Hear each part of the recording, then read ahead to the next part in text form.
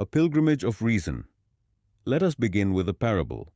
Imagine that a satellite phone is washed ashore on a remote island inhabited by a tribe that has never had contact with modern civilization.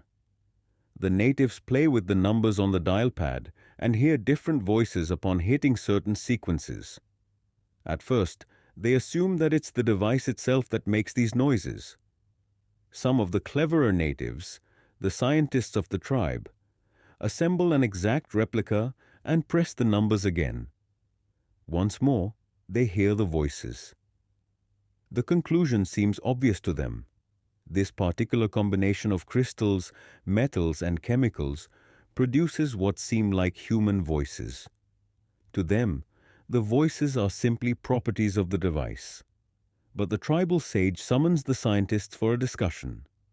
He has thought long and hard on the matter and has reached the following conclusion. The voices coming through the instrument must be coming from people like themselves, people who are living and conscious, although speaking in another language.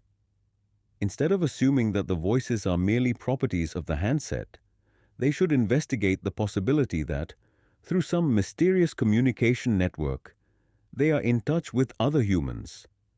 Perhaps further study along these lines could lead to a greater understanding of the world beyond their island.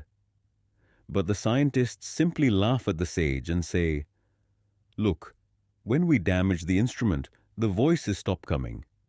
So they're obviously nothing more than sounds produced by a unique combination of lithium, printed circuit boards, and light-emitting diodes."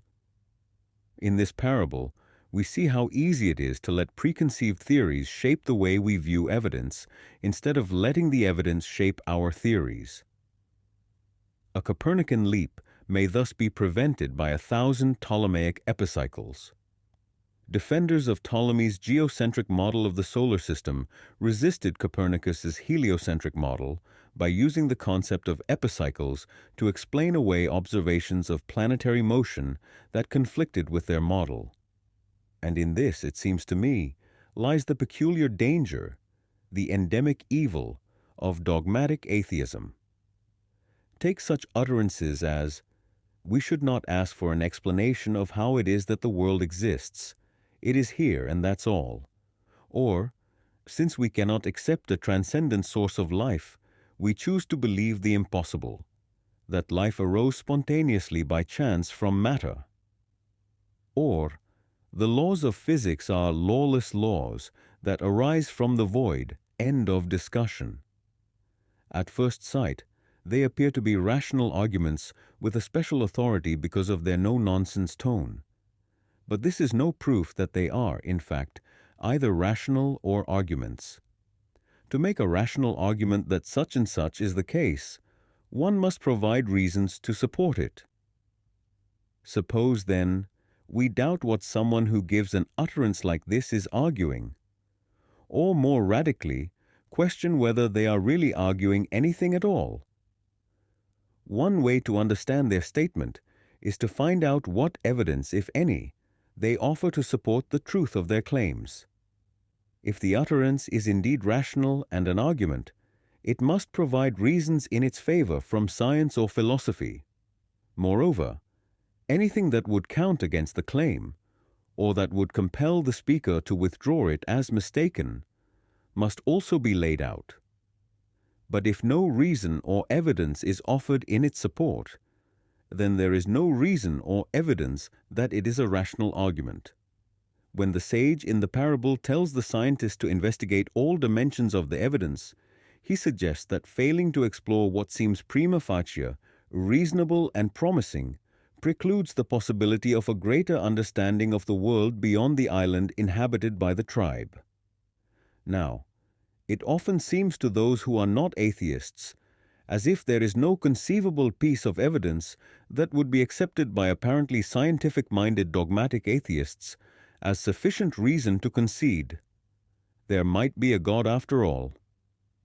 I therefore put to my former fellow atheists this simple central question: what would have to occur, or to have occurred, to constitute for you a reason to at least consider the existence of a superior mind? laying the cards on the table. Moving on from the parable, it's time for me to lay my cards on the table, to set out my own views and the reasons that support them. I now believe that the universe was brought into existence by an infinite intelligence. I believe that this universe's intricate laws manifest what scientists have called the mind of God. I believe that life and reproduction originate in a divine source. Why do I believe this, given that I expounded and defended atheism for more than half a century? The short answer is this. This is the world picture, as I see it, that has emerged from modern science. Science spotlights three dimensions of nature that point to God. The fact that nature obeys laws. The dimension of life, intelligently organized and purpose-driven beings that arose from matter. The very existence of nature itself. But it is not science alone that has guided me. I have also been helped by a renewed study of the classical philosophical arguments. My departure from atheism was not triggered by any single new phenomenon or argument. Over the last 2 decades, my whole framework of thought has been in a state of migration. This has been the result of my continuing assessment of the evidence of nature.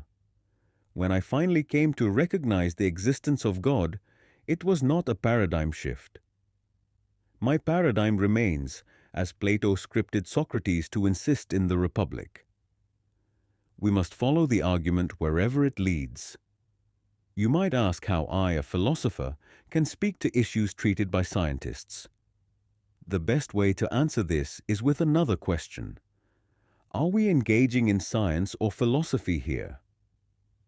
When you study the interaction of two physical bodies, such as subatomic particles, you are engaged in science. But when you ask how it is that those subatomic particles, or anything physical, could exist and why, you are engaged in philosophy. When you draw philosophical conclusions from scientific data, then you are thinking as a philosopher. Thinking as a philosopher.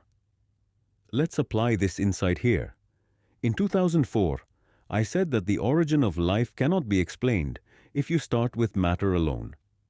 My critics responded by triumphantly announcing that I had not read a particular paper in a scientific journal or followed a brand new development relating to abiogenesis, the spontaneous generation of life from non-living material.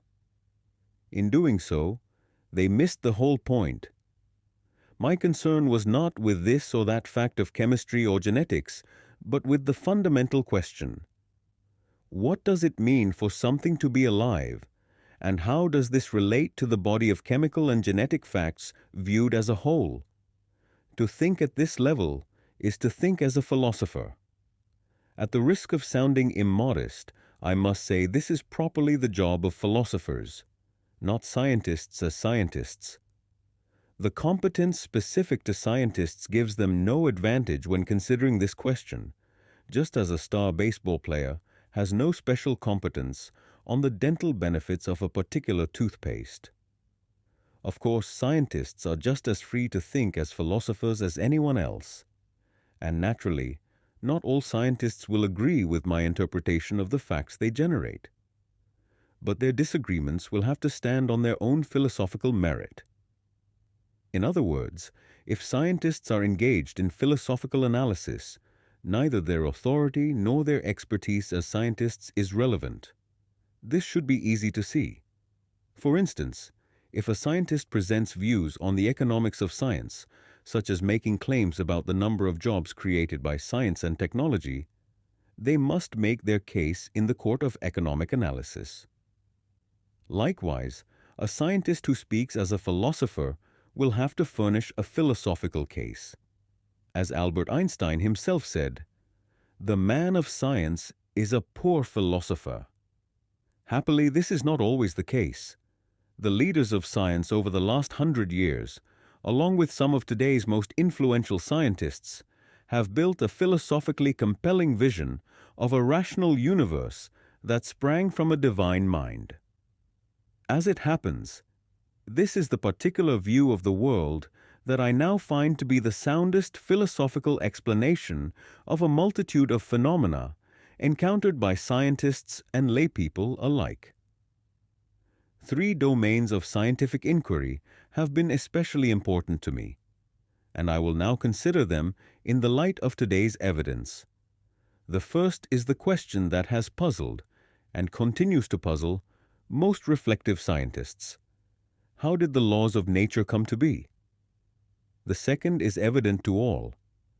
How did life as a phenomenon originate from non-life? The third is the problem that philosophers handed over to cosmologists. How did the universe, that is, all that is physical, come into existence? A recovery of wisdom.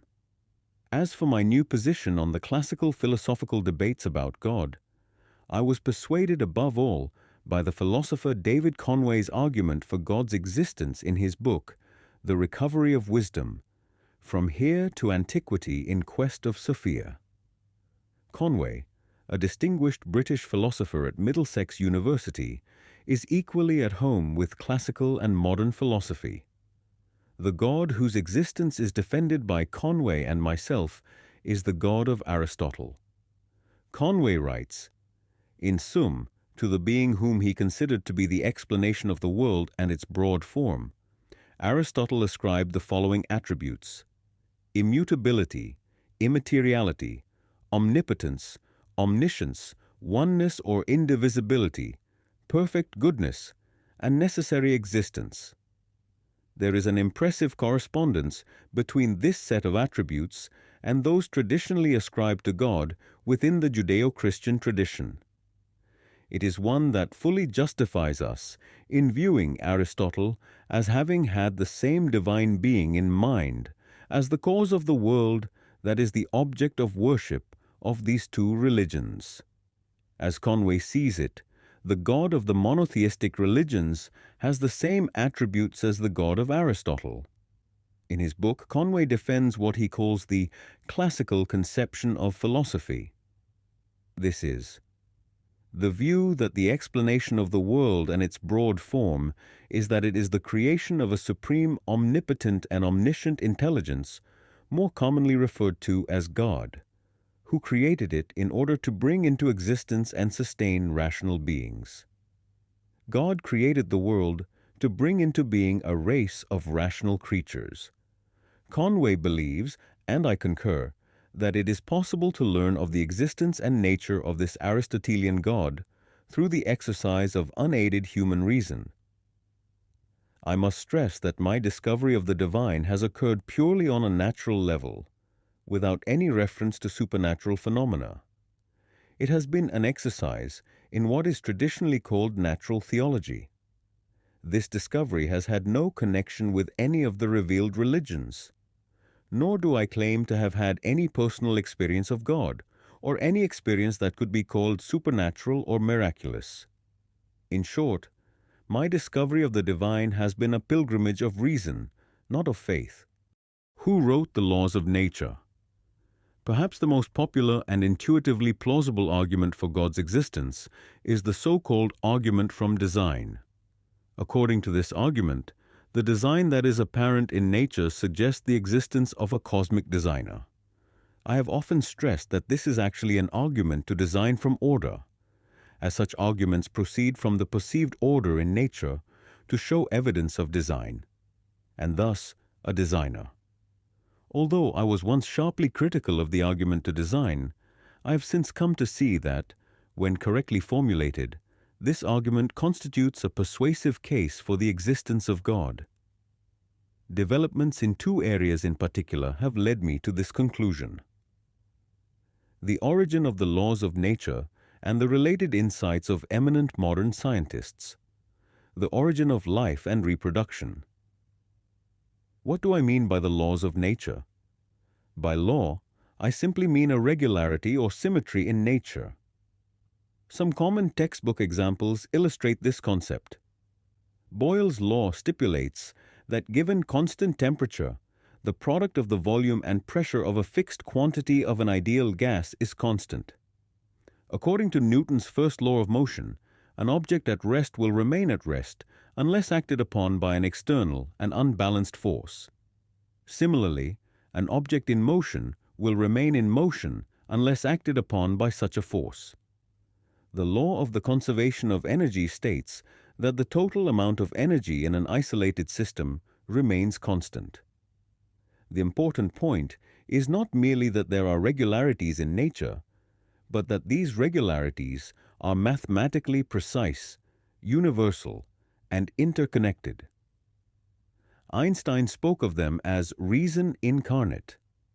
The question we must ask, then, is how nature came packaged in this fashion. This is certainly the question that scientists from Newton to Einstein to Heisenberg have asked and answered. Their answer was the mind of God.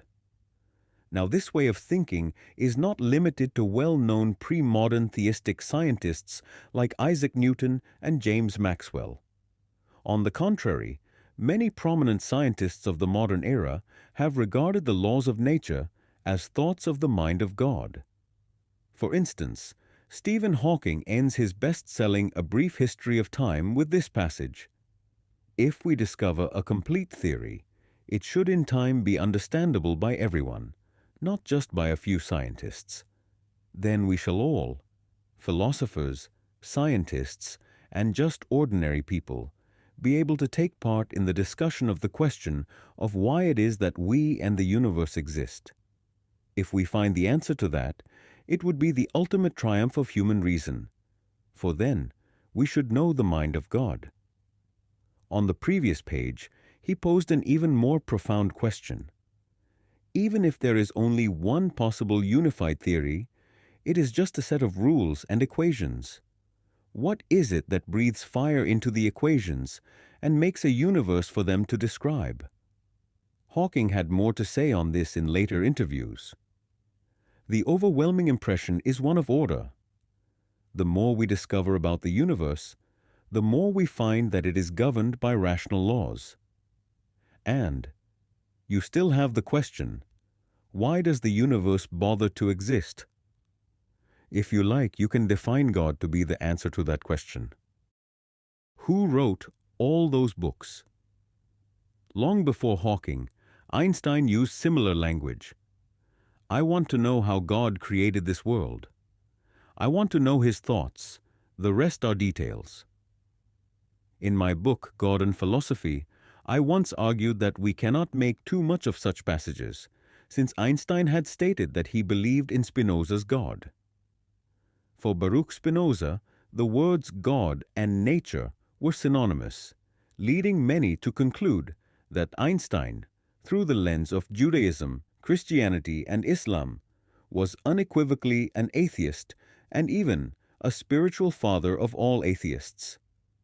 However, the recent book Einstein and Religion by Max Jammer, one of Einstein's friends, paints a very different picture of both Spinoza's influence and Einstein's own beliefs.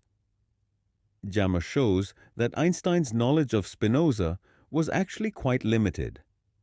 Einstein had read only Spinoza's Ethics and declined repeated requests to write about Spinoza's philosophy. In response to one such request, Einstein admitted, "I do not have the professional knowledge to write a scholarly article about Spinoza." While Einstein did share Spinoza's belief in determinism, Jammer argues that it is artificial and unwarranted to assume that Spinoza's philosophy influenced Einstein's science. He also notes that Einstein felt a kinship with Spinoza for personal reasons. Einstein felt akin to Spinoza because he realized that they shared a need for solitude, as well as the fate of having been reared within the Jewish heritage, but having become subsequently alienated from its religious tradition. Yet while acknowledging Spinoza's pantheism, Einstein expressly denied being either an atheist or a pantheist. He famously said, "I'm not an atheist, and I don't think I can call myself a pantheist." We are in the position of a little child entering a huge library filled with books in many languages. The child knows someone must have written those books. It does not know how. It does not understand the languages in which they are written. The child dimly suspects a mysterious order in the arrangement of the books, but doesn't know what it is. That, it seems to me, is the attitude of even the most intelligent human being toward God. We see the universe marvelously arranged and obeying certain laws, but only dimly understand these laws. Our limited minds grasp the mysterious force that moves the constellations. Emphasis added. In his book The God Delusion, Richard Dawkins promotes my old position that Einstein was an atheist. Yet curiously, Dawkins ignores Einstein's categorical statement that he was neither an atheist nor a pantheist. This omission is particularly puzzling because Dawkins occasionally cites Jammer, but he leaves out numerous statements by Jammer and Einstein that directly undermine his argument. For example, Jammer observes, Einstein always protested against being regarded as an atheist. In a conversation with Prince Hubertus of Lowenstein, he declared, "What really makes me angry is that they, people who say there is no God, quote me for support of their views." Einstein renounced atheism because he never considered his denial of a personal God as a denial of God.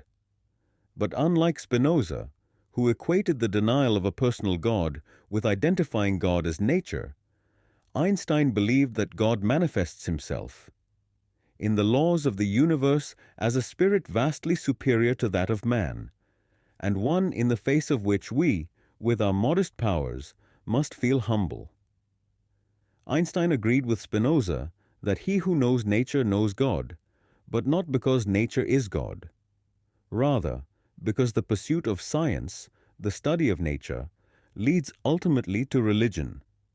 Einstein, of course, did not believe in a personal God. Yet he maintained, it is a different question whether belief in a personal God should be contested. Freud endorsed this view in his latest publication.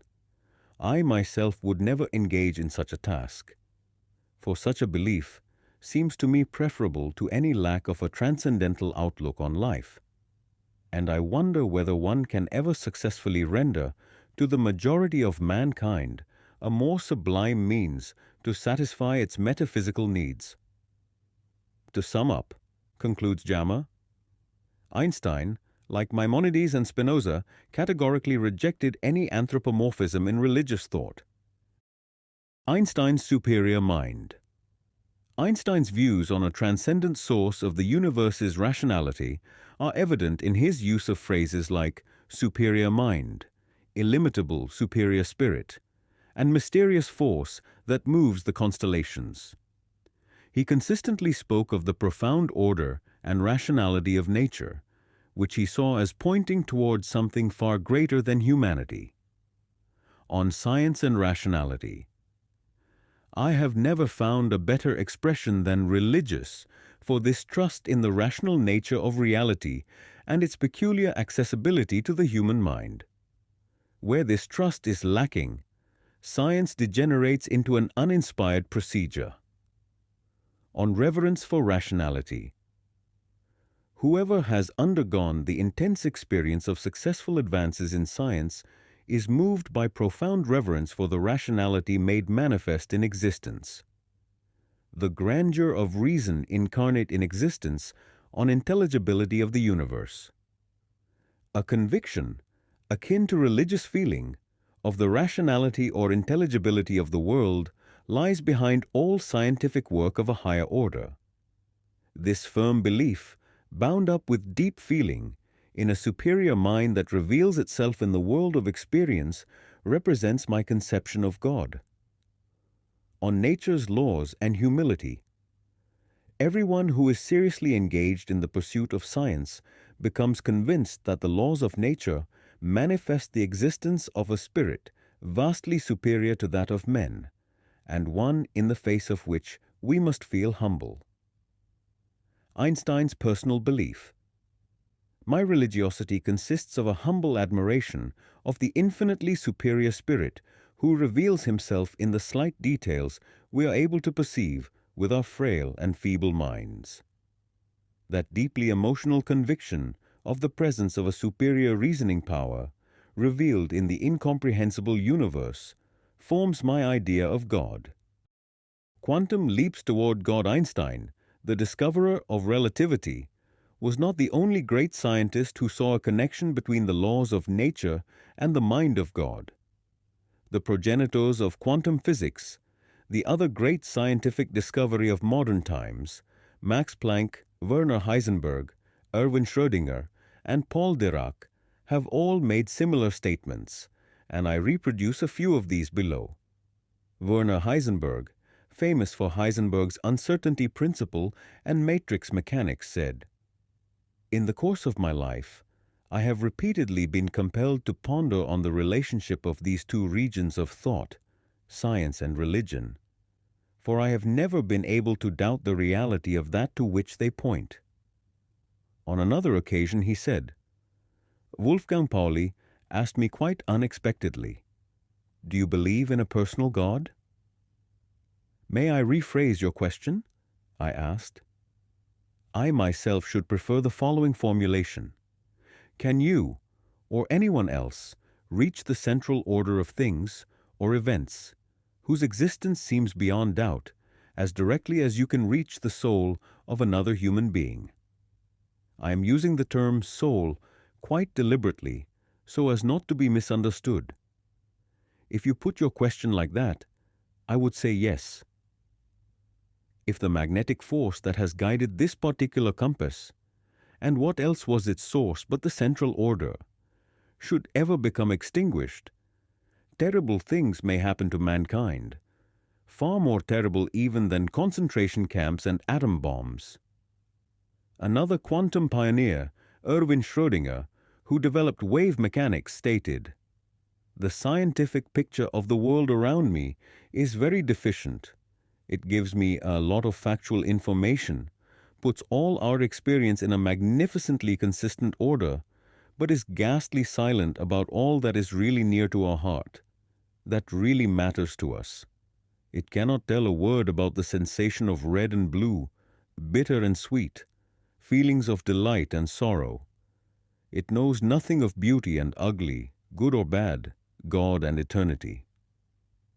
Science sometimes pretends to answer questions in these domains, but the answers are very often so silly that we are not inclined to take them seriously. Science is reticent too when it is a question of the great unity of which we somehow form a part, to which we belong. The most popular name for it in our time is God, with a capital G. Science is very usually branded as being atheistic. After what we have said, this is not astonishing. If its world picture does not even contain beauty, delight, sorrow, if personality is cut out of it by agreement, how should it contain the most sublime idea that presents itself to the human mind? Max Planck, who first introduced the quantum hypothesis, unambiguously held that science complements religion, contending, "There can never be any real opposition between religion and science, for the one is the complement of the other."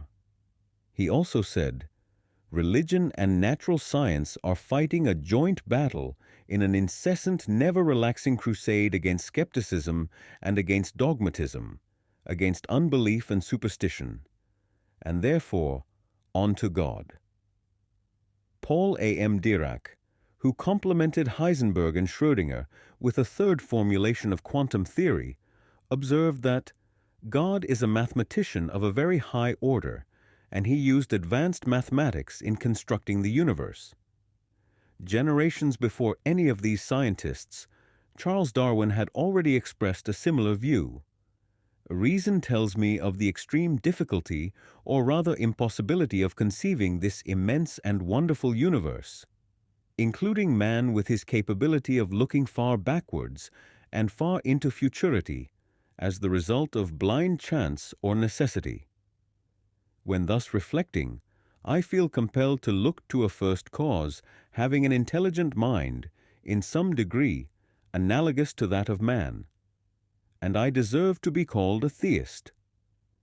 This train of thought has been kept alive in the present time in the writings of many of today's leading expositors of science. These range from scientists like Paul Davies, John Barrow, John Polkinghorne, Freeman Dyson, Francis Collins, Owen Gingerich, and Roger Penrose to philosophers of science like Richard Swinburne and John Leslie. Davies and Barrow, in particular, have further developed the insights of Einstein, Heisenberg, and other scientists into theories about the relationship between the rationality of nature and the mind of God. Both have received the Templeton Prize for their contributions to this exploration. Their works correct many common misconceptions while shedding light on the issues discussed here. Whose laws? In his Templeton Address, Paul Davies makes the point that science can proceed only if the scientist adopts an essentially theological worldview. Nobody asks where the laws of physics come from, but even the most atheistic scientist accepts as an act of faith the existence of a law-like order in nature that is at least in part comprehensible to us. Davies rejects two common misconceptions. He says the idea that a theory of everything would show that this is the only logically consistent world is demonstrably wrong, because there is no evidence at all that the universe is logically necessary, and in fact, it is possible to imagine alternative universes that are logically consistent. Second, he says it is arrant nonsense to suppose that the laws of physics are our laws and not nature's. Physicists will not believe that Newton's inverse law of gravitation is a cultural creation.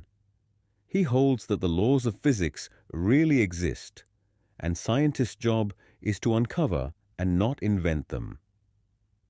Davies draws attention to the fact that the laws of nature underlying phenomena are not found through direct observation, but extracted through experiment and mathematical theory. The laws are written in a cosmic code that scientists must crack in order to reveal the message that is nature's message, God's message, take your choice, but not our message. The burning question, he says, is threefold. Where do the laws of physics come from? Why is it that we have these laws instead of some other set? How is it that we have a set of laws that drives featureless gases to life, consciousness, and intelligence? These laws seem almost contrived, fine-tuned, some commentators have claimed, so that life and consciousness may emerge. He concludes that this contrived nature of physical existence is just too fantastic for me to take on board as simply given. It points to a deeper underlying meaning to existence. Such words as purpose and design, he says, only capture imperfectly what the universe is about. But that it is about something, I have absolutely no doubt. John Barrow, in his Templeton Address, observes that the unending complexity and exquisite structure of the universe are governed by a few simple laws that are symmetrical and intelligible. In fact, there are mathematical equations, little squiggles on pieces of paper that tell us how whole universes behave. Like Davies, he dismisses the idea that the order of the universe is imposed by our minds. Moreover, natural selection requires no understanding of quarks and black holes for our survival and multiplication. Barrow observes that in the history of science, new theories extend and subsume old ones. Although Newton's theory of mechanics and gravity has been superseded by Einstein's and will be succeeded by some other theory in the future, 1,000 years from now, engineers will still rely on Newton's theories. Likewise, he says, religious conceptions of the universe also use approximations and analogies to help in grasping ultimate things.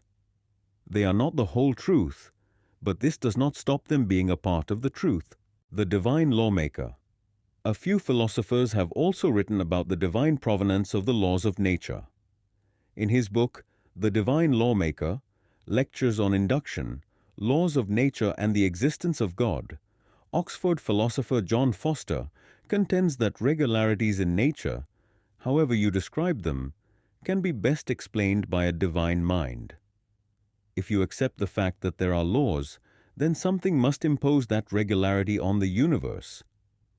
What agent or agents brings this about? He contends that the theistic option is the only serious option as the source, so that we shall be rationally warranted in concluding that it is God, the God of the theistic account, who creates the laws by imposing the regularities on the world as regularities. Even if you deny the existence of laws, he argues, there is a strong case for explaining the regularities by appealing to the agency of God. Swinburne makes a related point in a response to Dawkins' critique of his argument to design. What is a law of nature? This is not an issue faced by any of my critics. To say that it is a law of nature that all bodies behave in a certain way, e.g., attract each other in accord with a certain formula, is, I suggest, just to say that each body of physical necessity behaves in that way, e.g., attracts each body in that way. And it is simpler to suppose that this uniformity arises from the action of one substance, which causes them all to behave in the same way, rather than to suppose that all bodies behaving in the same uniform way is an ultimate brute fact. Swinburne's central argument is that a personal God with the traditional properties best explains the operation of the laws of nature. Richard Dawkins has rejected this argument on the grounds that God is too complex a solution for explaining the universe and its laws. This strikes me as a bizarre thing to say about the concept of an omnipotent spiritual being. What is complex about the idea of an omnipotent and omniscient spirit? An idea so simple that it is understood by all the adherents of the three great monotheistic religions, Judaism, Christianity, and Islam. Commenting on Dawkins, Alvin Plantinga recently pointed out that, by Dawkins's own definition, God is simple, not complex, because God is a spirit, not a material object, and hence does not have parts. Returning to my parable of the satellite phone in the previous chapter, the laws of nature pose a problem for atheists because they are a voice of rationality heard through the mechanisms of matter. Science is based on the assumption that the universe is thoroughly rational and logical at all levels, writes Paul Davies, arguably the most influential contemporary expositor of modern science. Atheists claim that the laws of nature exist reasonlessly and that the universe is ultimately absurd. As a scientist, I find this hard to accept. There must be an unchanging rational ground in which the logical, orderly nature of the universe is rooted. Those scientists who point to the mind of God do not merely advance a series of arguments or a process of syllogistic reasoning. Rather, they propound a vision of reality that emerges from the conceptual heart of modern science and imposes itself on the rational mind. It is a vision that I personally find compelling and irrefutable. Did the universe know we were coming? Imagine entering a hotel room on your next vacation. The CD player on the bedside table is softly playing a track from your favorite recording. The framed print over the bed is identical to the image that hangs over the FI replace at home. The room is scented with your favorite fragrance. You shake your head in amazement and drop your bags on the effluer. You're suddenly very alert. You step over to the minibar, open the door, and stare in wonder at the contents. Your favorite beverages, your favorite cookies and candy, even the brand of bottled water you prefer. You turn from the minibar, then, and gaze around the room. You notice the book on the desk. It's the latest volume by your favorite author. You glance into the bathroom, where personal care and grooming products are lined up on the counter, each one as if it was chosen specifically for you. You switch on the television. It is tuned to your favorite channel. Chances are, with each new discovery about your hospitable new environment, you would be less inclined to think it was all a mere coincidence, right? You might wonder how the hotel managers acquired such detailed information about you. You might marvel at their meticulous preparation. You might even double-check what all this is going to cost you. But you would certainly be inclined to believe that someone knew you were coming. Our finely tuned universe. That vacation scenario is a clumsy, limited parallel to the so-called fine-tuning argument. The recent popularity of this argument has highlighted a new dimension of the laws of nature. The more I examine the universe and study the details of its architecture, writes physicist Freeman Dyson, the more evidence I find that the universe in some sense knew we were coming. In other words, the laws of nature seem to have been crafted so as to move the universe toward the emergence and sustenance of life. This is the anthropic principle, popularized by such thinkers as Martin Rees, John Barrow, and John Leslie. Let's take the most basic laws of physics. It has been calculated that if the value of even one of the fundamental constants, the speed of light or the mass of an electron for instance, had been to the slightest degree different, then no planet capable of permitting the evolution of human life could have formed. This fine-tuning has been explained in two ways. Some scientists have said the fine-tuning is evidence for divine design. Many others have speculated that our universe is one of multiple others, a multiverse, with the difference that ours happen to have the right conditions for life. Virtually no major scientist today claims that the affine tuning was purely a result of chance factors at work in a single universe. In his book Infinite Minds, John Leslie, a leading anthropic theorist, argues that fine-tuning is best explained by divine design. He says that he is impressed not by particular arguments for instances of fine-tuning, but by the fact that these arguments exist in such profusion. If, then, there were aspects of nature's workings that appeared very fortunate and also entirely fundamental, he writes, then these might well be seen as evidence specially favoring belief in God. He cites examples of such fortunate and fundamental aspects of nature's workings. 1. The principle of special relativity ensures that forces such as electromagnetism have an invariable effect regardless of whether they act at right angles to a system's direction of travel. This enables genetic codes to work and planets to hold together when rotating. 2. Quantum laws prevent electrons from spiraling into atomic nuclei. 3. Electromagnetism has one force strength, which enables multiple key processes to take place. It allows stars to burn steadily for billions of years. It enables carbon synthesis in stars.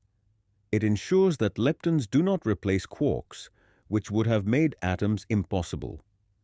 It is responsible for protons not decaying too fast or repelling each other too strongly, which would have made chemistry impossible. How is it possible for the same one force strength to satisfy so many different requirements, when it seems that different strengths would be required for each one of these processes? Across the multiverse, opposed to the idea of divine design, is the theory of the multiverse. I shall argue, however, that the existence of a multiverse still does not eliminate the question of a divine source. One of the most prominent proponents of the multiverse is cosmologist Martin Rees. Rees observes, any universe hospitable to life, what we might call a biophilic universe, has to be adjusted in a particular way.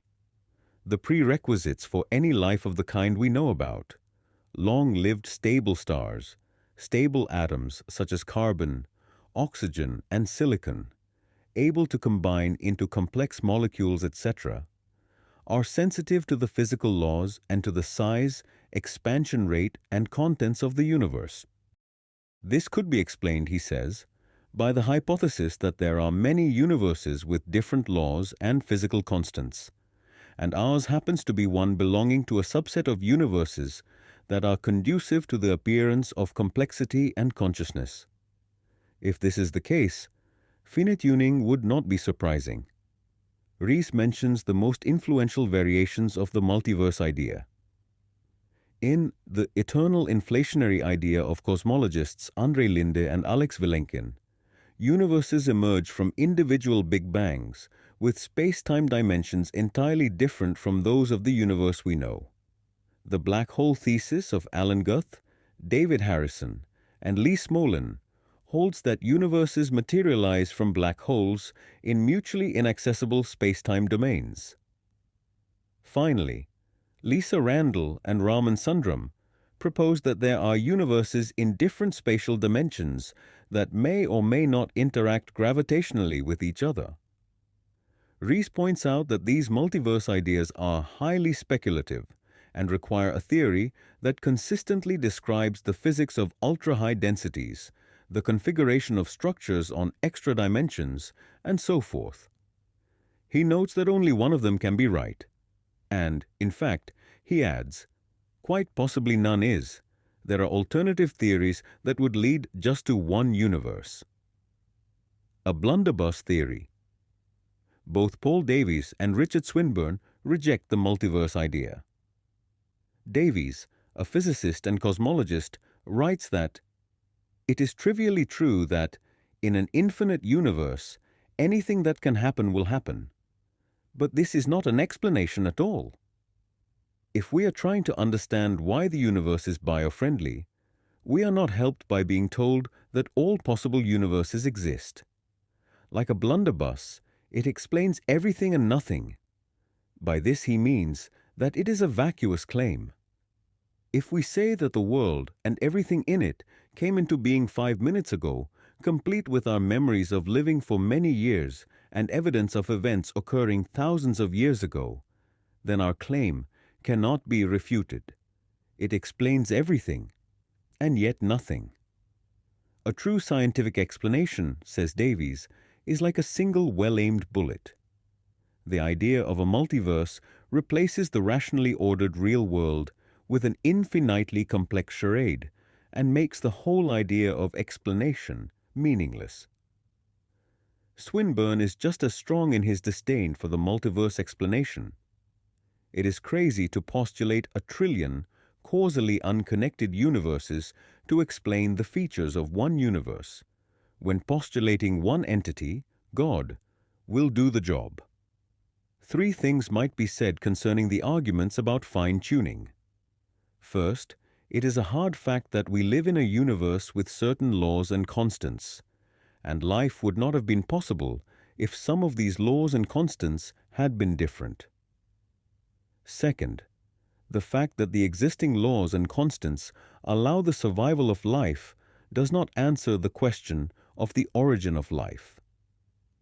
This is a very different question, as I will try to show. These conditions are necessary for life to arise, but not sufficient. Third, the fact that it is logically possible that there are multiple universes with their own laws of nature does not show that such universes do exist. There is currently no evidence in support of a multiverse. It remains a speculative idea.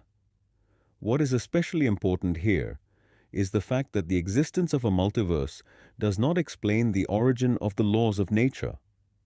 Martin Rees suggests that the existence of different universes with their own laws raises the question of the laws governing the entire multiverse, the overarching theory governing the ensemble. The underlying laws governing the entire multiverse may allow variety among the universes, he writes. Some of what we call laws of nature may, in this grander perspective, be local bylaws, consistent with some overarching theory governing the ensemble, but not uniquely fixed by that theory. To ask how the laws governing the multiverse originated is the same as asking for the origin of the laws of nature in general. Paul Davies notes, multiverse proponents are often vague about how the parameter values are chosen across the Diffie-Ned ensemble. If there is a law of laws describing how parameter values are assigned as one slips from one universe to the next, then we have only shifted the problem of cosmic biophilicity up one level. Why? First, because we need to explain where the law of laws comes from. Some have said that the laws of nature are simply accidental results of the way the universe cooled after the Big Bang. But, as Rees has pointed out, even such accidents can be regarded as secondary manifestations of deeper laws governing the ensemble of universes. Again, even the evolution of the laws of nature and changes to the constants follow certain laws. We're still left with the question of how these deeper laws originated. No matter how far you push back the properties of the universe as somehow emergent, their very emergence has to follow certain prior laws. So, multiverse or not, we still have to come to terms with the origin of the laws of nature. And the only viable explanation here is the divine mind. How did life go live? When the mass media first reported the change in my view of the world, I was quoted as saying that biologists' investigation of DNA has shown, by the almost unbelievable complexity of the arrangements needed to produce life, that intelligence must have been involved. I had previously written that there was room for a new argument to design in explaining the first emergence of living from non-living matter, especially where this first living matter already possessed the capacity to reproduce itself genetically. I maintained that there was no satisfactory naturalistic explanation for such a phenomenon. These statements provoked an outcry from critics who claimed that I was not familiar with the latest work in abiogenesis. Richard Dawkins claimed that I was appealing to a God of the gaps. In my new introduction to the 2005 edition of God and Philosophy, I said, I am myself delighted to be assured by biological scientist friends that protobiologists are now well able to produce theories of the evolution of the first living matter, and that several of these theories are consistent with all the so far confirmed scientific evidence. But to this, I must add the caveat that the latest work I have seen shows that the present physicists' view of the age of the universe gives too little time for these theories of abiogenesis to get the job done.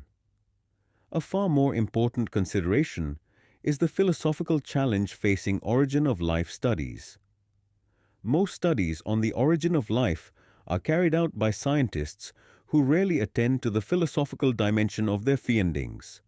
Philosophers, on the other hand, have said little on the nature and origin of life. The philosophical question that has not been answered in origin of life studies is this: how can a universe of mindless matter produce beings with intrinsic ends, self-replication capabilities, and coded chemistry? Here, we are not dealing with biology, but an entirely different category of problem: the purpose-driven organism. Let us first look at the nature of life from a philosophical standpoint. Living matter possesses an inherent goal or end-centered organization that is nowhere present in the matter that preceded it. In one of the few recent philosophical works on life, Richard Cameron has presented a useful analysis of this directedness of living beings. Something that is alive, says Cameron, will also be teleological. That is, it will possess intrinsic ends, goals, or purposes. Contemporary biologists, philosophers of biology, and workers in the field of artificial life, he writes, have yet to produce a satisfying account of what it is to be alive, and I defend the view that Aristotle can help us fill this gap. Aristotle did not hold life and teleology to be coextensive simply by chance, but defined life in teleological terms, holding that teleology is essential to the life of living things. The origin of self-reproduction is a second key problem. Distinguished philosopher John Haldane notes that origin of life theories do not provide a sufficient explanation, since they presuppose the existence at an early stage of self-reproduction, and it has not been shown that this can arise by natural means from a material base. David Conway summarizes these two philosophical quandaries in responding to David Hume's contention that the life-sustaining order of the universe was not designed by any form of intelligence. The first challenge is to produce a materialistic explanation for the very first emergence of living matter from non-living matter. In being alive, living matter possesses a teleological organization that is wholly absent from everything that preceded it. The second challenge is to produce an equally materialist explanation for the emergence from the very earliest life forms which were incapable of reproducing themselves, of life forms with a capacity for reproducing themselves.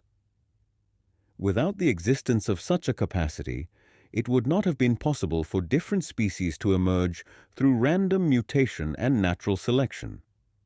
Accordingly, such mechanism cannot be invoked in any explanation of how life forms with this capacity first evolved from those that lacked it. Conway concludes that these biological phenomena provide us with reason for doubting that it is possible to account for existent life forms in purely materialistic terms and without recourse to design. A deep conceptual challenge. A third philosophical dimension to the origin of life relates to the origin of the coding and information processing that is central to all life forms. This is well described by the mathematician David Berlinski, who points out that there is a rich narrative drama surrounding our current understanding of the cell.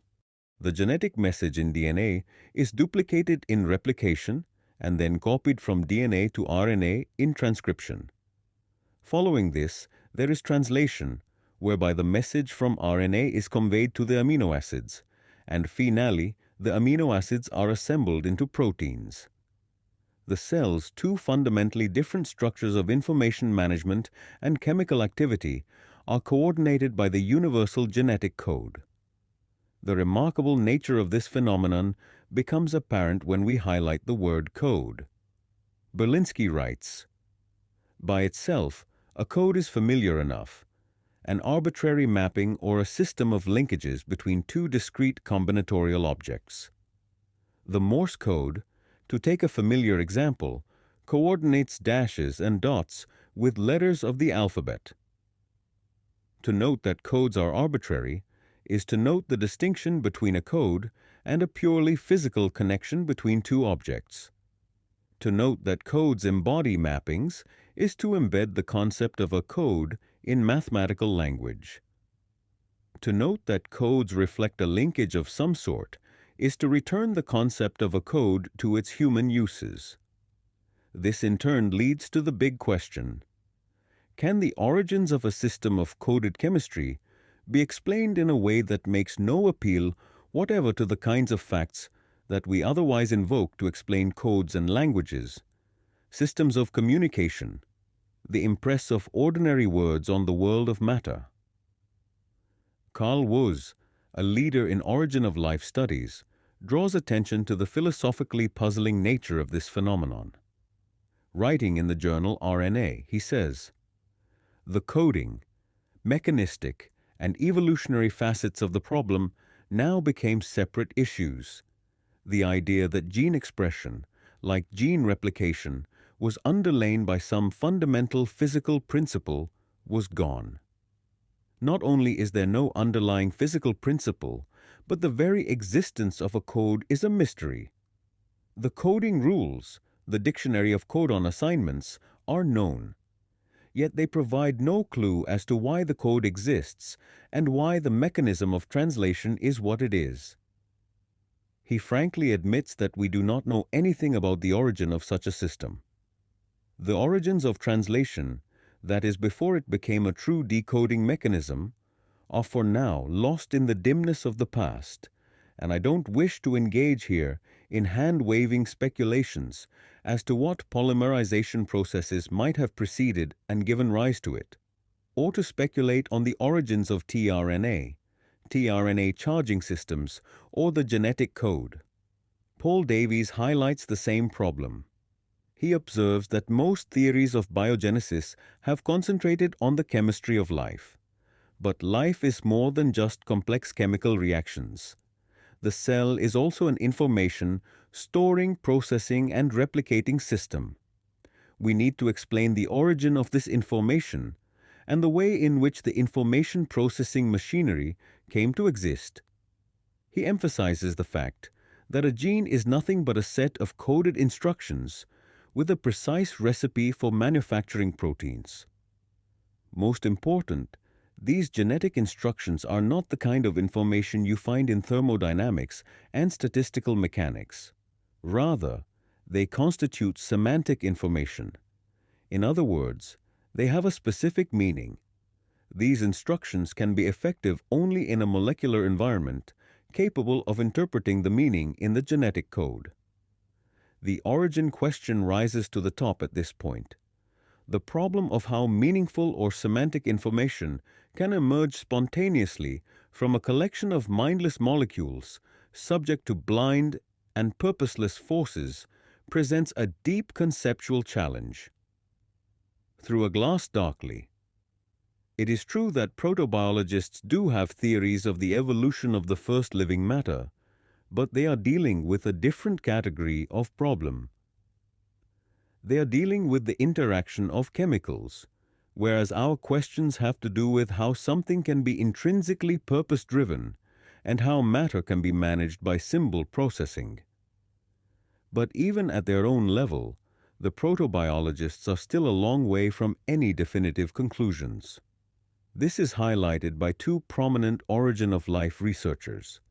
Andy Knoll, a professor of biology at Harvard and author of Life on a Young Planet, The First 3 Billion Years of Life, notes, "If we try to summarize by just saying what, at the end of the day, we do know about the deep history of life on Earth, about its origin, about its formative stages that gave rise to the biology we see around us today, I think we have to admit that we're looking through a glass darkly here.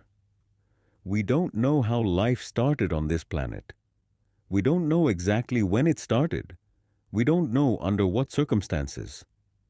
Antonio Lascano, the president of the International Society for the Study of the Origin of Life, reports, "One feature of life, though, remains certain. Life could not have evolved without a genetic mechanism, one able to store, replicate, and transmit to its progeny information that can change with time. Precisely how the FIRST genetic machinery evolved also persists as an unresolved issue. In fact," he says, "the exact pathway for life's origin may never be known." As for the origin of reproduction, John Maddox, the editor emeritus of Nature, writes, "The overriding question is when, and then how, sexual reproduction itself evolved. Despite decades of speculation, we do not know." Finally, scientist Gerald Schroeder points out that the existence of conditions favorable to life still does not explain how life itself originated. Life was able to survive only because of favorable conditions on our planet. But there is no law of nature that instructs matter to produce end-directed, self-replicating entities. So how do we account for the origin of life? The Nobel Prize-winning physiologist George Wald once famously argued that we choose to believe the impossible, that life arose spontaneously by chance. In later years, he concluded that a pre-existing mind, which he posits as the matrix of physical reality, composed a physical universe that breeds life. How is it that, with so many other apparent options, we are in a universe that possesses just that peculiar nexus of properties that breeds life? It has occurred to me lately, I must confess with some shock at first to my scientific sensibilities, that both questions might be brought into some degree of congruence. This is with the assumption that mind, rather than emerging as a late outgrowth in the evolution of life, has existed always as the matrix, the source and condition of physical reality. That the stuff of which physical reality is constructed is mind stuff. It is mind that has composed a physical universe that breeds life, and so eventually evolves creatures that know and create, science, art, and technology-making creatures. 11. This too is my conclusion. The only satisfactory explanation for the origin of such end-directed, self-replicating life as we see on Earth is an infinitely intelligent mind. How did life go live? When the mass media first reported the change in my view of the world, I was quoted as saying that biologists' investigation of DNA has shown, by the almost unbelievable complexity of the arrangements needed to produce life, that intelligence must have been involved.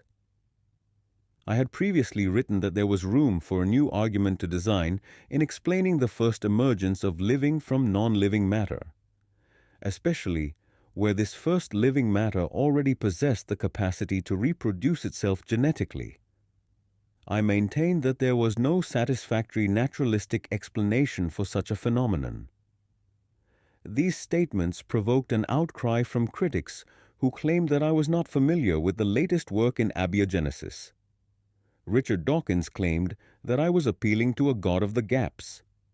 In my new introduction to the 2005 edition of God and Philosophy, I said, I am myself delighted to be assured by biological scientist friends that protobiologists are now well able to produce theories of the evolution of the first living matter, and that several of these theories are consistent with all the so far confirmed scientific evidence.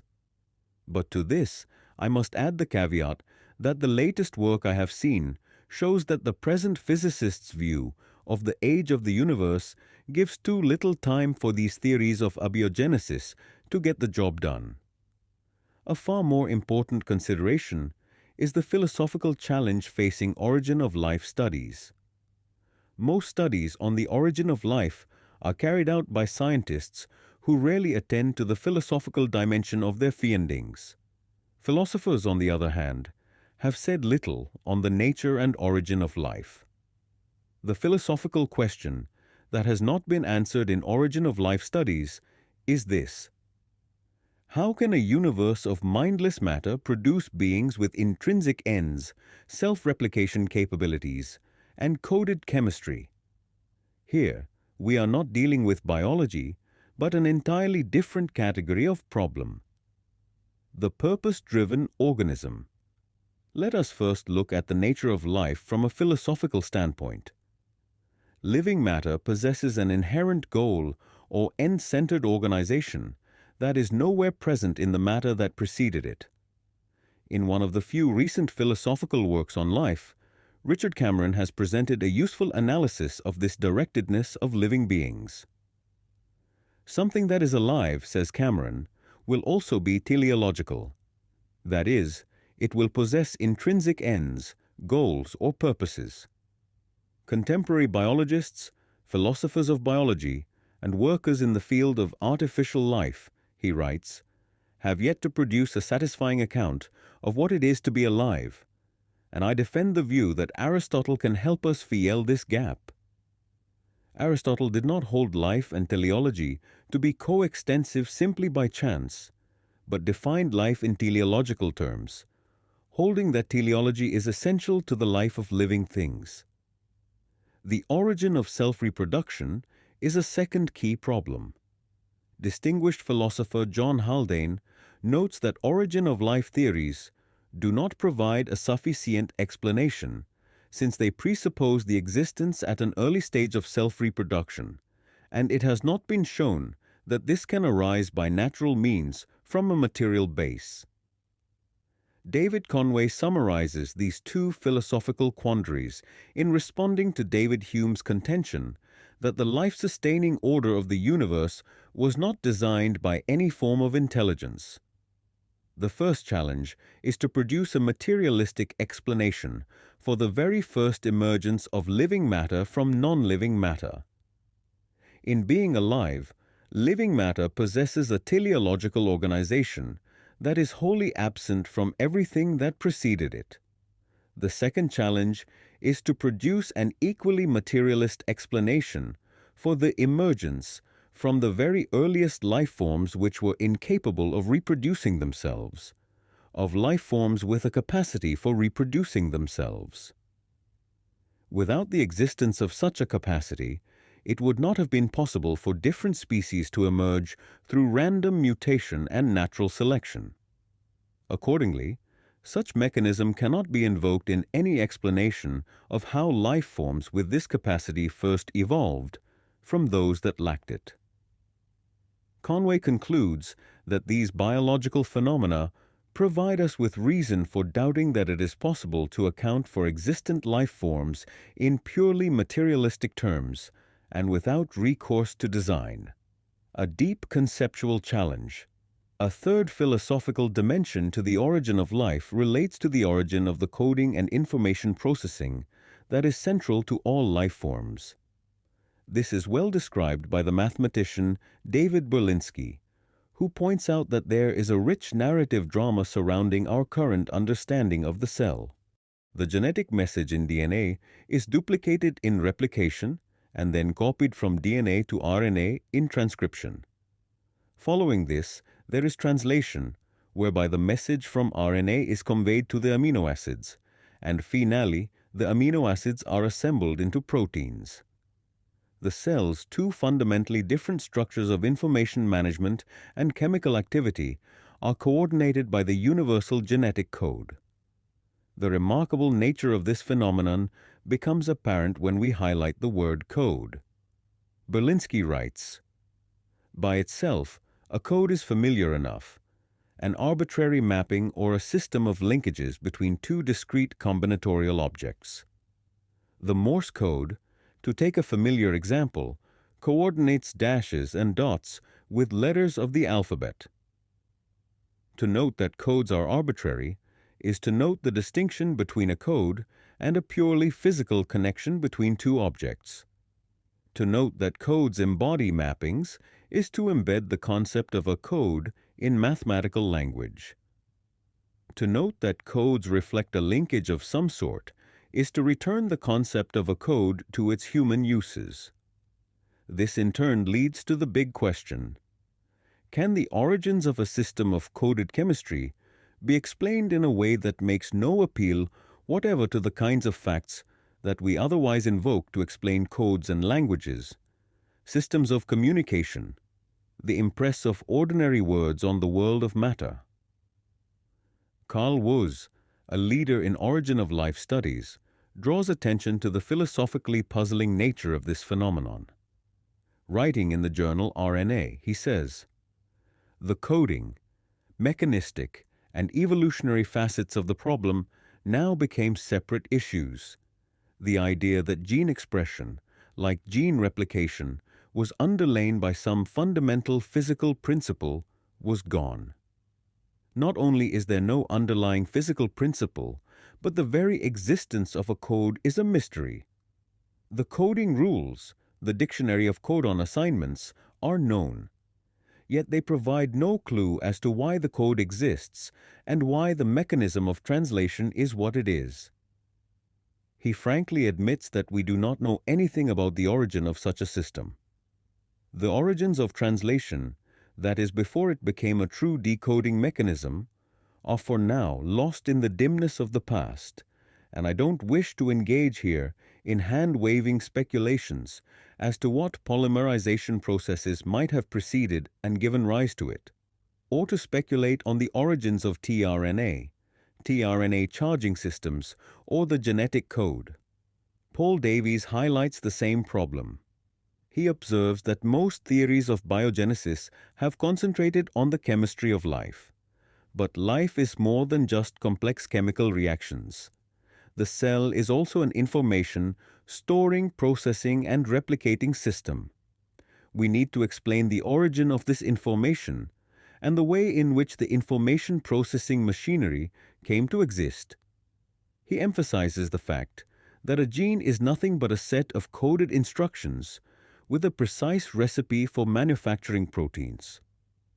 Most important, these genetic instructions are not the kind of information you find in thermodynamics and statistical mechanics. Rather, they constitute semantic information. In other words, they have a specific meaning. These instructions can be effective only in a molecular environment capable of interpreting the meaning in the genetic code. The origin question rises to the top at this point. The problem of how meaningful or semantic information can emerge spontaneously from a collection of mindless molecules subject to blind and purposeless forces presents a deep conceptual challenge. Through a glass darkly. It is true that protobiologists do have theories of the evolution of the first living matter, but they are dealing with a different category of problem. They are dealing with the interaction of chemicals, whereas our questions have to do with how something can be intrinsically purpose-driven and how matter can be managed by symbol processing. But even at their own level, the protobiologists are still a long way from any definitive conclusions. This is highlighted by two prominent origin of life researchers. Andy Knoll, a professor of biology at Harvard and author of Life on a Young Planet, The First 3 Billion Years of Life, notes, "If we try to summarize by just saying what, at the end of the day, we do know about the deep history of life on Earth, about its origin, about its formative stages that gave rise to the biology we see around us today, I think we have to admit that we're looking through a glass darkly here. We don't know how life started on this planet. We don't know exactly when it started. We don't know under what circumstances."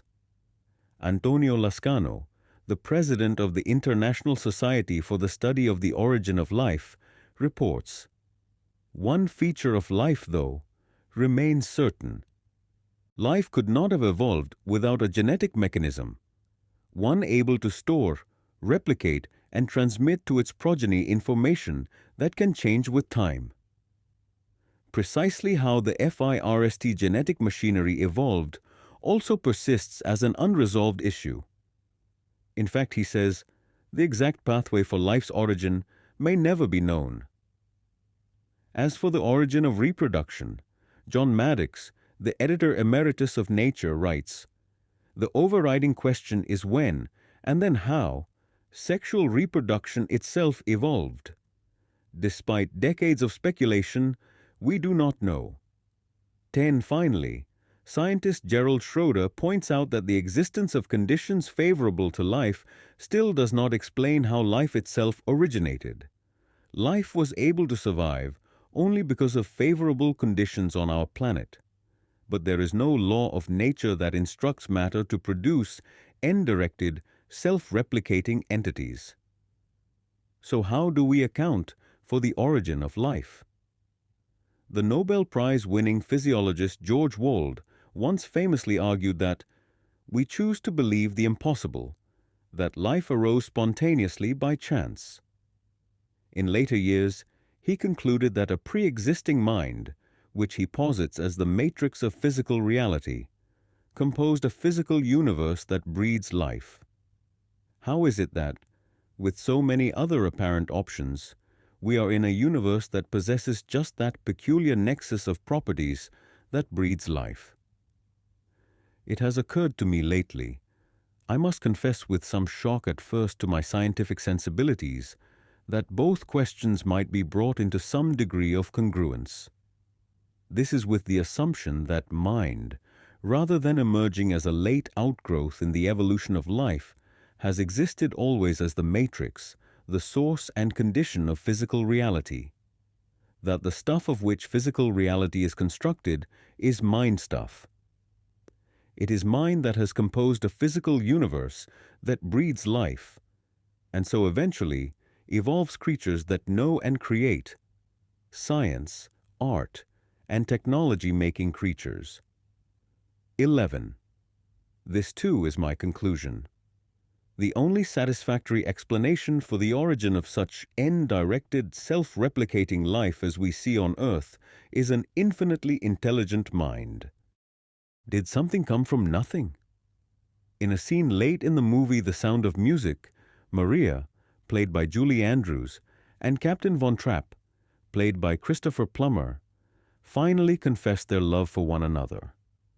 Each seems amazed to be loved by the other, and they wonder together how their love could have come about. but they seem confident it came from somewhere. In the lyrics of Richard Rogers they sing, "Nothing comes from nothing, nothing ever could." But is that true? Or can something come from nothing? And how does that question affect our understanding of how the universe came into being? This is the subject matter of the scientific discipline of cosmology and of the cosmological argument in philosophy. In the presumption of atheism, I defined a cosmological argument as one that takes as its starting point the claim that there exists a universe. By universe, I meant one or more beings caused to exist by some other being, or that could be the causes of the existence of other beings. The ultimate universe. In the presumption of atheism and other atheistic writings, I argued that we must take the universe itself and its most fundamental laws as themselves ultimate. Every system of explanation must start somewhere, and this starting point itself cannot be explained by the system. So inevitably, all such systems include at least some fundamentals that are not themselves explained. This is a consequence following from the essential nature of explanations of why something that is in fact the case is the case. Suppose, for instance, that we notice that the new white paint above our gas stove has turned a dirty brown. We investigate. We discover that this is what always happens with that sort of stove and that kind of paint. Pressing our questioning to a second stage, we learn that this phenomenon is to be explained by certain wider and deeper regularities of chemical combination. The sulfur in the gas fumes forms a compound with something in the paint, and that is what changes its color. Driving on still further, we are led to see the squalor in our kitchen as one of the innumerable consequences of the truth of an all-embracing atomic molecular theory of the structure of matter. And so it goes. At every stage, the explanation has to assume some things as brute facts. That is just how things are. In debating those who believed in God, I showed that they faced this same inevitability. Whatever else theists may think to explain by reference to the existence and nature of their God, they cannot avoid taking that fact as ultimate and beyond explanation. And I did not see how anything within our universe can be either known or reasonably conjectured to be pointing to some transcendent reality behind, above, or beyond. So why not take the universe and its most fundamental features as the ultimate fact? Now, most of my above discussions were carried on independent of developments in modern cosmology. In fact, my two main anti-theological books were both written long before either the development of the Big Bang cosmology or the introduction of the fine-tuning argument from physical constants. But since the early 1980s, I had begun to reconsider. I confessed at that point that atheists have to be embarrassed by the contemporary cosmological consensus, for it seemed that the cosmologists were providing a scientific proof of what St. Thomas Aquinas contended could not be proved philosophically, namely, that the universe had a beginning. In the beginning, when I first met the Big Bang theory as an atheist, it seemed to me the theory made a big difference because it suggested that the universe had a beginning and that the first sentence in Genesis, "In the beginning God created the heavens and the earth," was related to an event in the universe. As long as the universe could be comfortably thought to be not only without end, but also without beginning, it remained easy to see its existence and its most fundamental features as brute facts.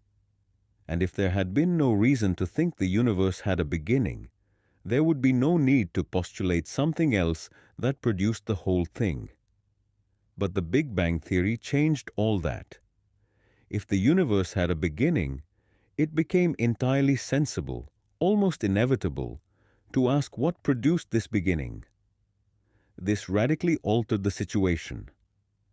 At the same time, I predicted that atheists were bound to see the Big Bang cosmology as requiring a physical explanation, an explanation that, admittedly, may be forever inaccessible to human beings. But I admitted that believers could, equally reasonably, welcome the Big Bang cosmology as tending to confirm their prior belief that in the beginning the universe was created by God. Modern cosmologists seem just as disturbed as atheists about the potential theological implications of their work. Consequently, they devised influential escape routes that sought to preserve the non-theist status quo. These routes included the idea of the multiverse, numerous universes generated by endless vacuum fluctuation events, and Stephen Hawking's notion of a self-contained universe. Until a beginning comes along. As I have already mentioned, I didn't find the multiverse alternative very helpful. The postulation of multiple universes, I maintained, is a truly desperate alternative. If the existence of one universe requires an explanation, multiple universes require a much bigger explanation. The problem is increased by the factor of whatever the total number of universes is. It seems a little like the case of a schoolboy whose teacher doesn't believe his dog ate his homework, so he replaces the first version with the story that a pack of dogs, too many to count, ate his homework. Stephen Hawking took a different approach in his book, A Brief History of Time. He wrote, "So long as the universe had a beginning, we could suppose it had a creator. But if the universe is really self-contained, having no boundary or edge, it would have neither beginning nor end. It would simply be. What place, then, for a creator?" In reviewing the book when it came out, I pointed out that the suggestion embodied in that concluding rhetorical question could not help but appeal to the ungodly. Yet however congenial that conclusion, I added, anyone who is not a theoretical physicist is bound to be tempted to respond, like some character from Damon Runyon's Broadway. If the Big Bang was not a beginning, still it will at least do until a beginning comes along. Hawking himself must have at least some sympathy with such a response, for he said, "An expanding universe does not preclude a creator, but it does place limits on when he might have carried out his job." Hawking had also said, "One may say that time had a beginning at the Big Bang, in the sense that earlier time simply would not be definite." I concluded from this discussion that, even if it were agreed that the universe as we know it began with the Big Bang, physics must nonetheless remain radically agnostic. It is physically impossible to discover what, if anything, caused that Big Bang. Certainly the revelation of a universe in flux as opposed to a static, eternally inert entity made a difference to the discussion. But the moral of the story was that ultimately the issues at stake were philosophical rather than scientific. And this brought me back to the cosmological argument. Something too big for science to explain. The primary philosophical critic of the cosmological argument for God's existence was David Hume. Although I had endorsed Hume's arguments in my earlier books, I had begun to express misgivings about his methodology. For instance, I had pointed out in an essay, in a Festschrift for the philosopher Terence Penelham, that certain presuppositions of Hume's thinking resulted in crucial errors. This included his thesis that what we call causes are nothing more than a matter of associations of ideas or lack of such associations. I said that the origin of, or at least the validation for, our causal concepts, the grounds upon which our causal knowledge has to be based, lie in our abundant and ever-repeated experience of activity as creatures of flesh and blood operating in a mind-independent world. Experience, that is, of trying to push or pull things about, and of succeeding in pushing or pulling some but not others. Experience of wondering what would happen if, of experimenting, and thus of discovering, through experiment, what does happen when. It is as agents that we acquire, apply, and validate the idea of cause and effect and its component notion of what is necessary and what is impossible. I concluded that a purely human story could not compass the established meanings of cause and of law of nature. But in David Conway's The Rediscovery of Wisdom and the 2004 edition of Richard Swinburne's The Existence of God, I found especially effective responses to the Humean and Kantian critique of the cosmological argument. Conway systematically addresses each of Hume's objections. For instance, Hume held that there is no cause of the existence of any series of physical beings beyond the sum of each member of the series. If there is a beginningless series of non-necessary existent beings, then this is a sufficient cause for the universe as a whole. Conway rejected this objection on the grounds that the causal explanations of the parts of any such whole in terms of other parts cannot add up to a causal explanation of the whole, if the items mentioned as causes are items whose own existence stands in need of a causal explanation. So, for example, consider a software virus capable of replicating itself on computers connected by a network. The fact that 1 million computers have been infected by the virus does not in itself explain the existence of the self-replicating virus. Concerning the same Humean argument, Swinburne said, "The whole infinite series will have no explanation at all, for there will be no causes of members of the series lying outside the series. In that case, the existence of the universe over infinite time will be an inexplicable brute fact. There will be an explanation, in terms of laws, of why, once existent, it continues to exist. But what will be inexplicable is its existence at all throughout infinite time. The existence of a complex physical universe over finite or infinite time is something too big for science to explain." The need for a creative factor. Once the human critique has been met, it is possible to apply the cosmological argument in the context of modern cosmology. Swinburne argues that we can explain states of affairs only in terms of other states of affairs. Laws by themselves cannot explain these states. We need states of affairs as well as laws to explain things, he writes. And if we do not have them for the beginning of the universe, because there are no earlier states, then we cannot explain the beginning of the universe. If there is to be a plausible law to explain the beginning of the universe, then it would have to say something like, empty space necessarily gives rise to matter energy. Here, empty space is not nothing, but rather an identifiable particular, a something that is already there. This reliance on laws to get the universe started from empty space also raises the question of why matter energy was produced at time t0 rather than at some other time. The philosopher of science John Leslie has shown that none of today's fashionable cosmological speculations preclude the possibility of a creator. A number of cosmologists have speculated that the universe emerged from nothing. Edward Tryon, in 1973, had theorized that the universe was a fluctuation in the vacuum of a larger space.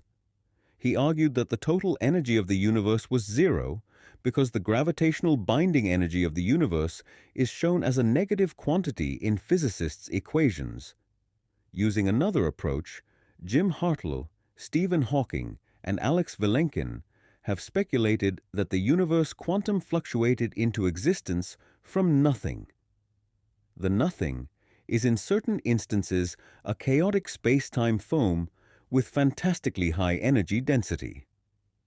Another suggestion, from Hawking, is that time becomes more and more space-like at earlier and earlier moments in the Big Bang. Leslie does not think these speculations are relevant because, he says, no matter how you describe the universe, as having existed forever, or as having originated from a point outside space-time, or else in space, but not in time, or as starting off so quantum fuzzily that there was no definite point at which it started, or as having a total energy that is zero. The people who see a problem in the sheer existence of something rather than nothing will be little inclined to agree that the problem has been solved.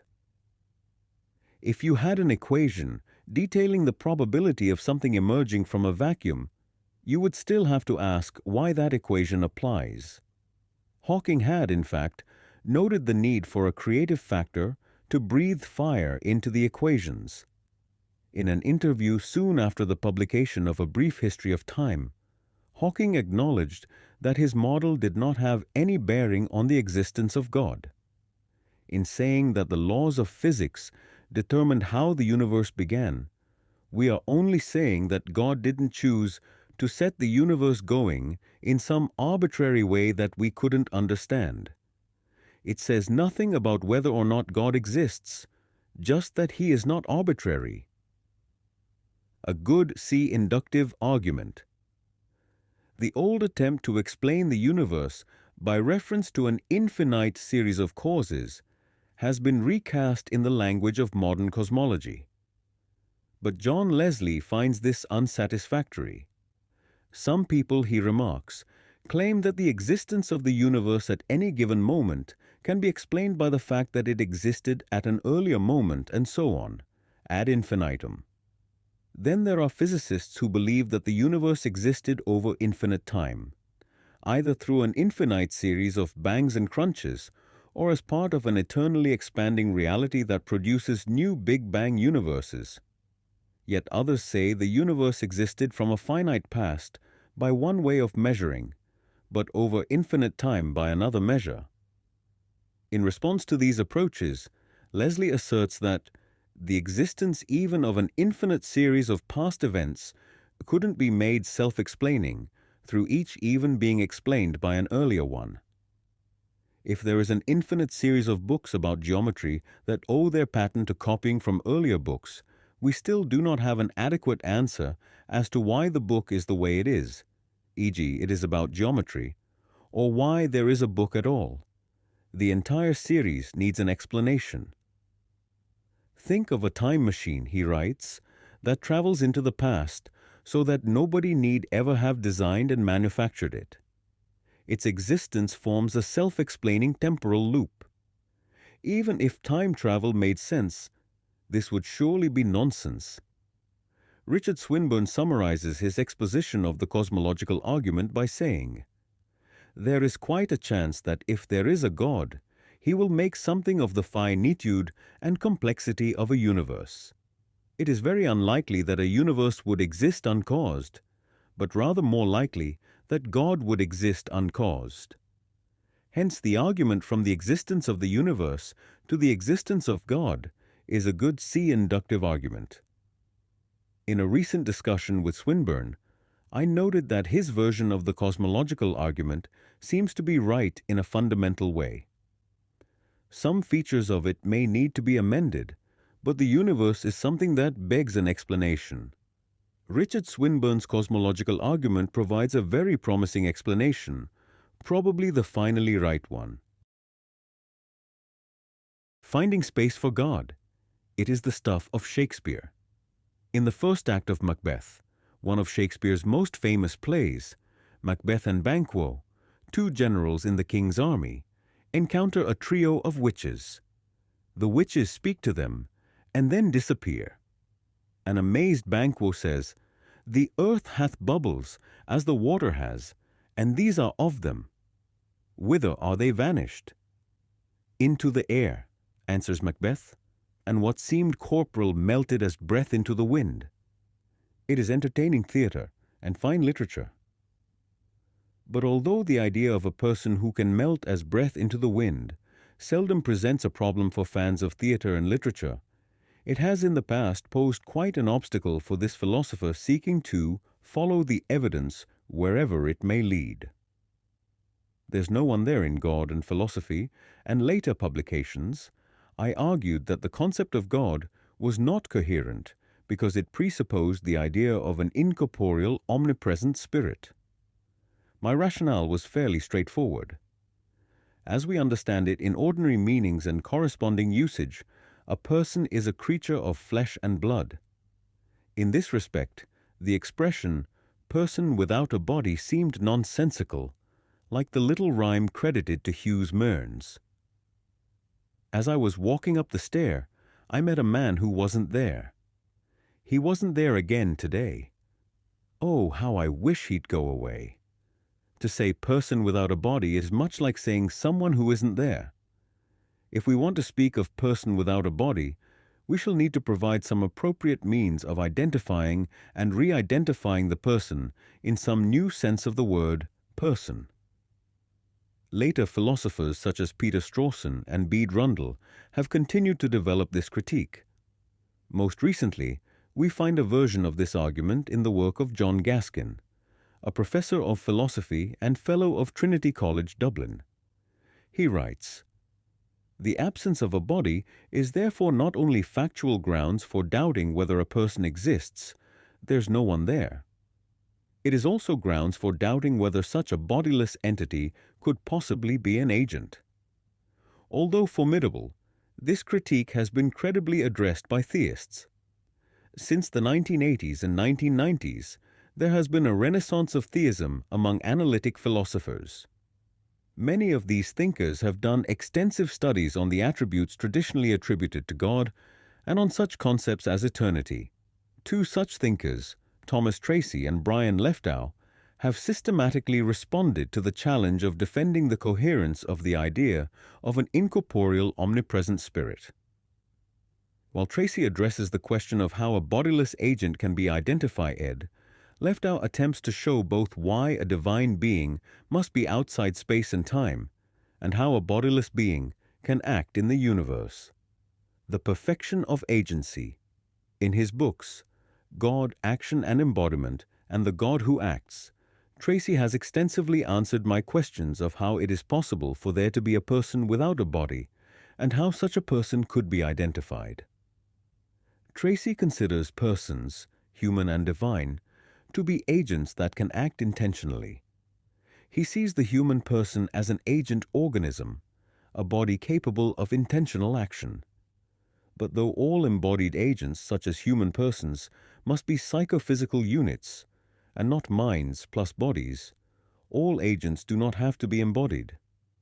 No anti-dualist argument shows that a body is a necessary condition for being an agent, since the condition for being an agent is simply to be capable of intentional action. God is an agent, he notes, whose every activity is intentional action. To speak of God as a personal being is to talk of him as an agent of intentional actions. God's powers of action are unique, and the actions ascribed to God cannot in principle be attributed to other agents. For instance, God, through his intentional agency, is the agent who brings into existence all other beings. Tracy observes that God can be identified through the unique mode in which he acts. If we conceive of God as the perfection of agency, then we will say that God is a radically self-creative agent whose life displays a perfect unity of intention, and who is the omnipotent creator of all things. To say that God is loving is to say that God loves in concrete ways, shown in his actions, and these actions represent his identity as an agent. But God is an agent whose mode of life and powers of action are fundamentally different from ours. Since the scope and content of God's action is unique, then so too will be the character of his love or patience or wisdom. Such apprehension of divine actions can help give content to our descriptions of God as loving or wise. But we still have to admit that our understanding is radically limited. The real furniture of the world. Brian Leftow, currently Nolloth Professor at Oxford, treats these themes in his book Time and Eternity. In my discussion with him, Leftow pointed out that the idea of God being outside space and time is consistent with the theory of special relativity. There are a lot of different arguments you might give to try and show that God is outside time, he noted.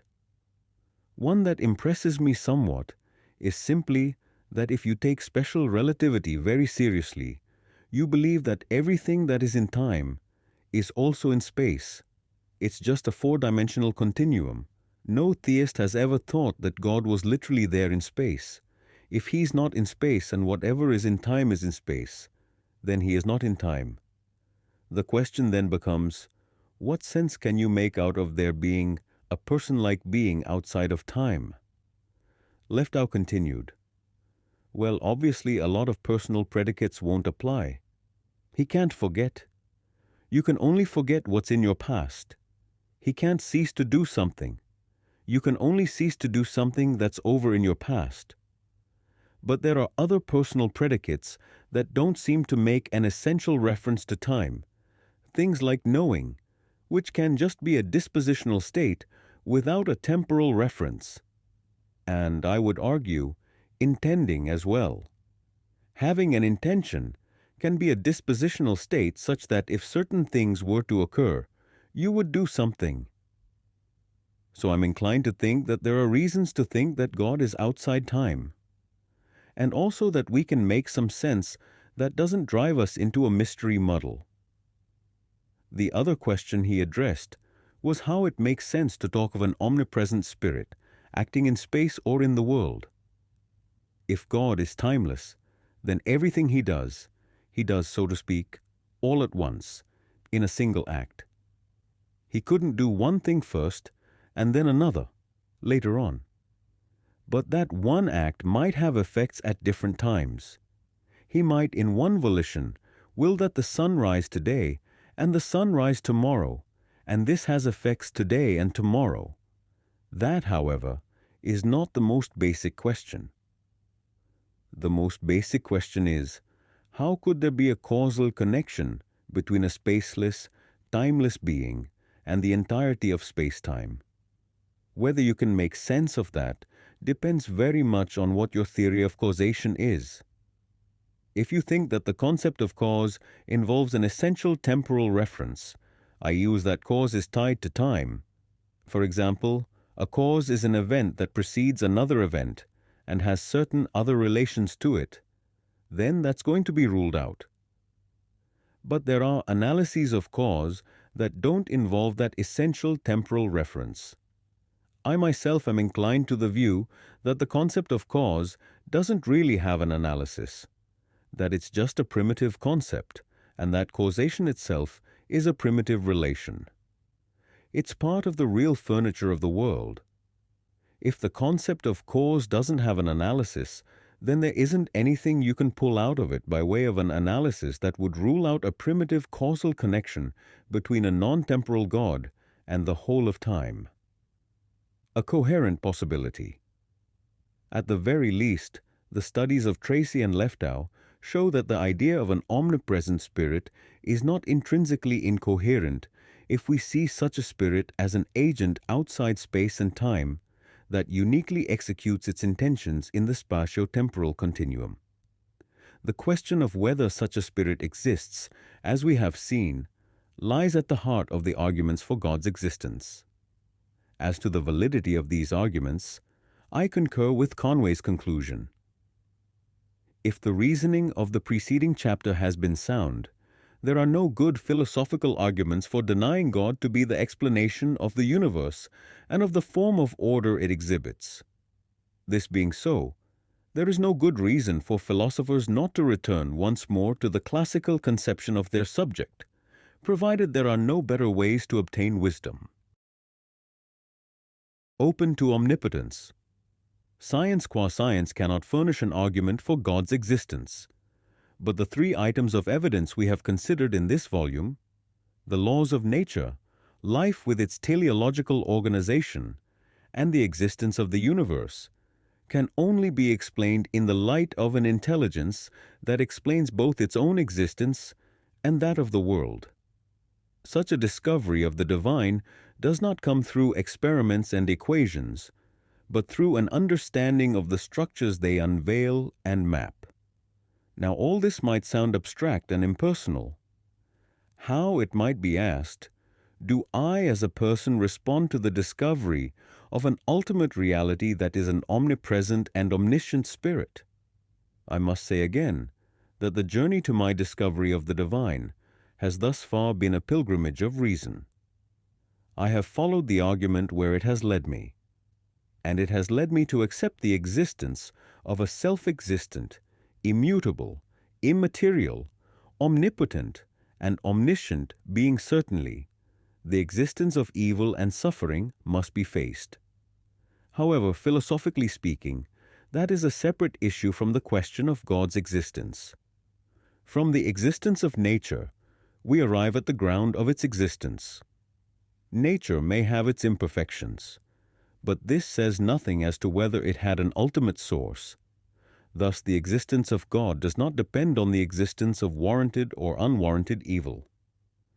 With regard to explaining the presence of evil, there are two alternate explanations for those who accept the existence of the divine. The first is that of the Aristotelian God, who does not intervene in the world. The second is the free will defense, the idea that evil is always a possibility if human beings are truly free. In the Aristotelian framework, once the work of creation is completed, God leaves the universe subject to the laws of nature, although perhaps sometimes providing a rather distant and detached endorsement of the fundamental principles of justice. The free will defense depends on the prior acceptance of a framework of divine revelation, the idea that God has revealed himself. Open to learning more. Where do I go from here?